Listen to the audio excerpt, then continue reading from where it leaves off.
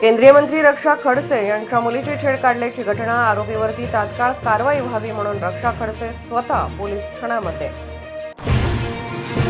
रक्षा खडसेच्या मुलीची छेड काढणाऱ्या टोळीतील अनिकेत भोईला अटक, तर इतर चौघांचा शोध सुरू। पोक्सो अंतर्गत गुन्हा दाखल।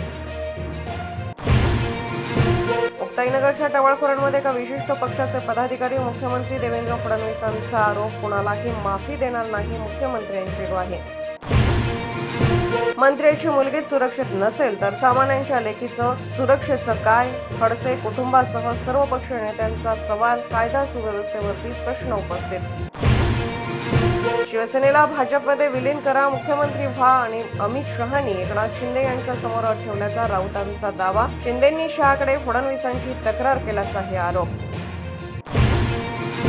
तुर्तास मुख्यमंत्री आणि दोन्ही उपमुख्यमंत्रीच रायगडचे, पालकमंत्री फडणवीसांचे वक्तव्य। रायगडमध्ये फडणवीस, शिंदे, गोगावले आणि आदिती तटकरे यांचा एकत्र प्रवास।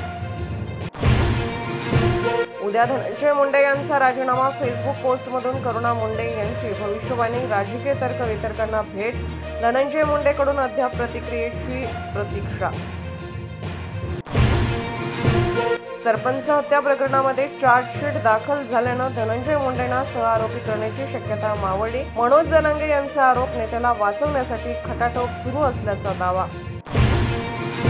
शत्रूचा विरोध उघड, पण काही जवळच्या माणसांपासून सावध राहण्याची गरज पाहिल्यावरती केलेल्या एक्सपोस्ट मध्ये रोहित पवार यांचा नाराजीचा सूर। रमजान मुबारक म्हणत पंतप्रधान नरेंद्र मोदींच्या मुस्लिम बांधवांना पवित्र रमजानच्या शुभेच्छा। रमजानचा महिना समाजातली शांतता आणि सौहार्द प्रतीक, ट्विटद्वारे शुभेच्छा।